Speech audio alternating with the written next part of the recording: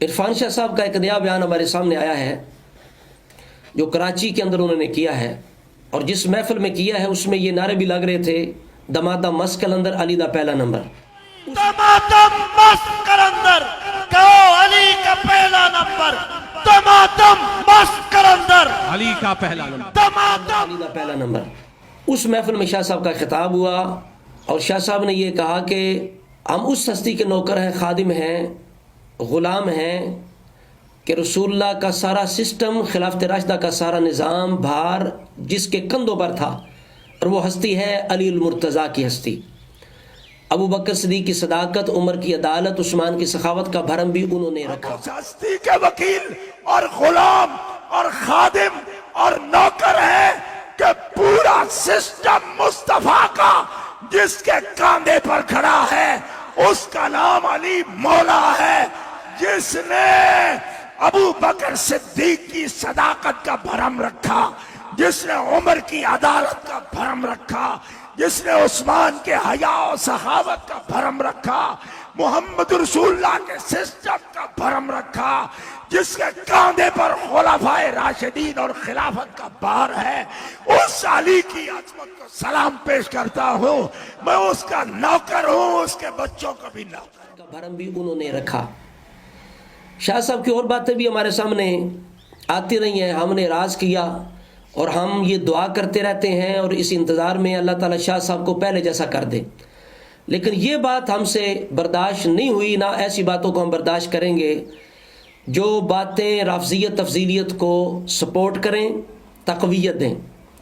یہیں سے تو رافضیت کا اور تفضیلیت کا آغاز ہوتا ہے کہ رسول اللہ کے بعد حضرت علی جیسا کوئی نہیں تھا، اور یہیں سے سنیت کا آغاز ہوتا ہے کہ رسول اللہ کے بعد ابو بکر صدیق جیسا کوئی نہیں تھا۔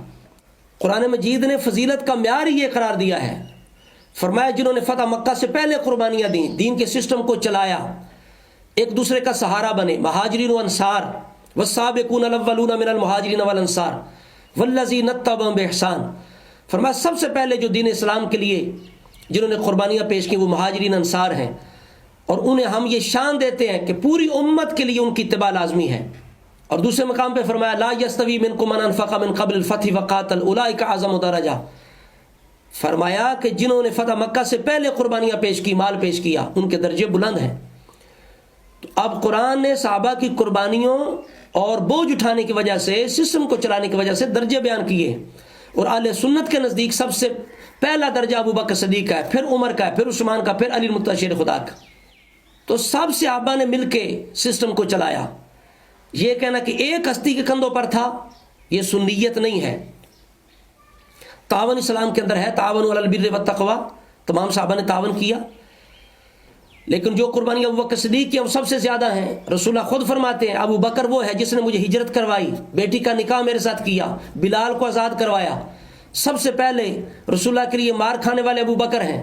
حضرت علی بھی کہتے ہیں لوگوں سب سے بہادر ابو بکر ہیں، سب سے پہلے خطیب ابو بکر ہیں۔ ہجرت کے لیے اللہ تعالیٰ نے ابو بکر صدیق کو منتخب کیا اور کہا کہ اگر تم نے مدد نہیں کی تو اللہ نے مدد کی نبی کی، جب کافروں نے نکالا تو اللہ تعالیٰ نے ابو بکر صدیق کے ذریعے سے مدد کی۔ عمر فاروق وہ ہیں جو عزت اسلام ہے، جن کے اسلام لانے سے مسلمانوں کو عزت ملی، مسلمانوں کو طاقت ملی۔ اللہ نے فرمایا یا ایھا النبی حسبک اللہ ومن اتبعک من المؤمنین۔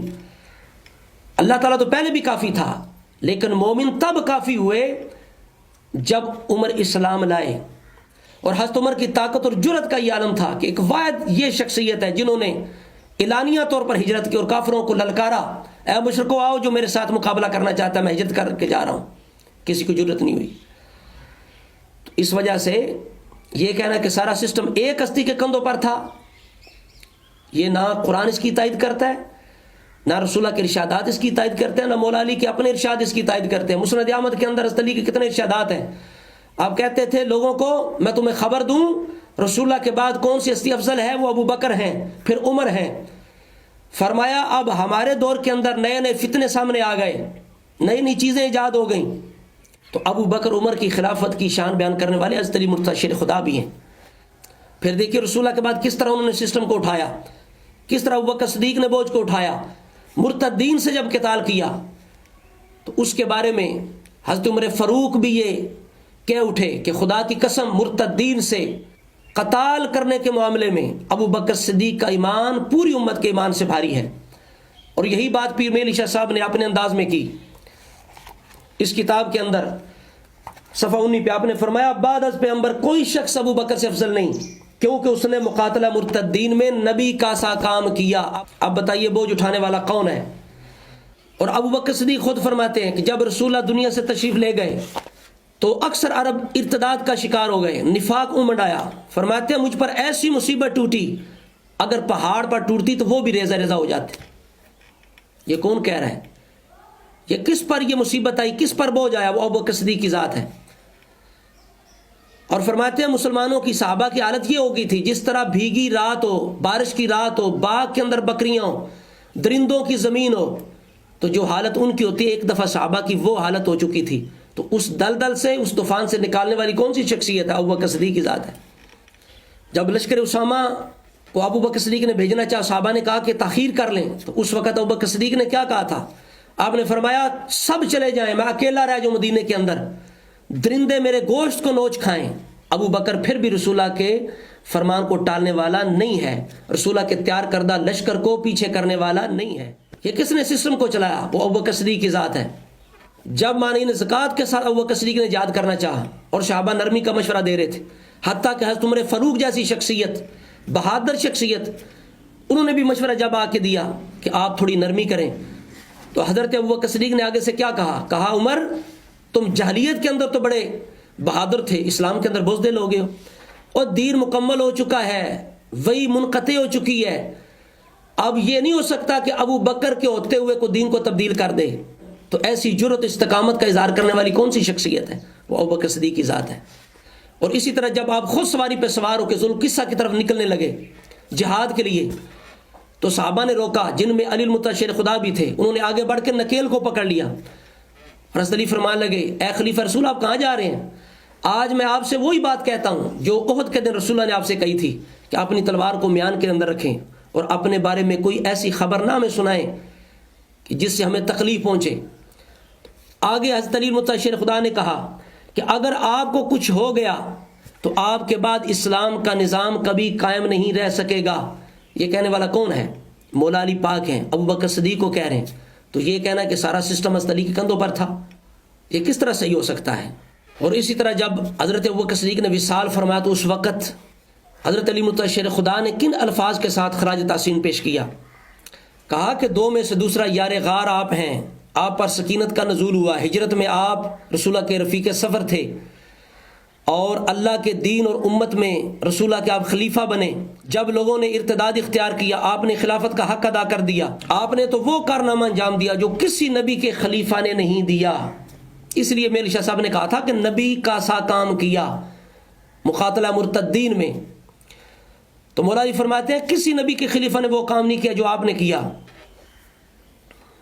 آپ اس وقت اٹھے جب لوگ کمزور پڑ گئے, نکلے جب لوگ بیٹھ گئے, قوی بن کر ابھرے جب لوگ کمزور ہو گئے, اور رسول اللہ کے طریقہ کار کو اختیار کیا جب لوگ دنیا دار ہو گئے. تو اس وجہ سے یہ الفاظ کہ سارا سسٹم ایک ہستی کے کندھوں پر تھا, وہ علی المتشیر شیر خدا کی ہستی ہے, یہ سنیت نہیں ہے.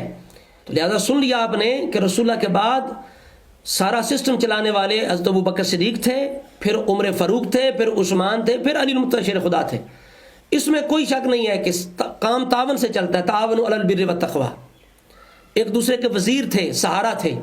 لیکن یہ کہنا کہ ایک ہستی کے کندھوں پر سارا سسٹم تھا, یہ ایسی بات ہے کہ اس کی تائید نہ قرآن کرتا ہے نہ اہل سنت کا یہ مسلک ہے, بلکہ یہ ایسی بات ہے کہ جس سے رافضیت تفضیلیت کو مضبوطی حاصل ہوتی ہے, قوت حاصل ہوتی ہے, اور یہیں سے اس کا آغاز ہوتا ہے. اگر صحابہ کی قربانیوں کو فراموش کر دیں, مہاجرین و انصار کی قربانیاں, اصحاب بدر کی قربانیاں, اصحاب احد کی قربانیاں, اور جو حدیبیہ کے صحابی ہیں صحابہ شجر ان کی قربانیاں, تو پیچھے کیا رہ جاتا ہے؟ تو اس وجہ سے مولا علی پاک کی شان اپنی جگہ ہے, ان کی قوت حیدری اپنی جگہ ہے, وفات خیبر ہیں, خیبر شکن ہیں, اس میں کسی کو اختلاف نہیں ہے, ان کے کارنامے ان کے ہیں. لیکن ایسا انداز اختیار کرنا جس سے یہ معاملہ لگے کہ ابو بکر عمر عثمان یہ وہ اہل ہی نہیں تھے, ان سے خلافت چل ہی نہیں سکتی تھی, حضرت علی کی وجہ سے چلی, ایسی باتوں کو ہم برداشت قطعا نہیں کریں گے. تو ہم دعا کرتے ہیں اللہ رب العزت ہم سب کے دلوں کی حفاظت فرمائے. ربنا لا تزغ قلوبنا بعد اذ هديتنا وهب لنا من لدنك رحمة انك انت الوهاب يا مقلب القلوب ثبت قلوبنا على دينك. سبحان ربك رب العزة عما يصفون وسلام على المرسلين والحمد لله رب العالمين.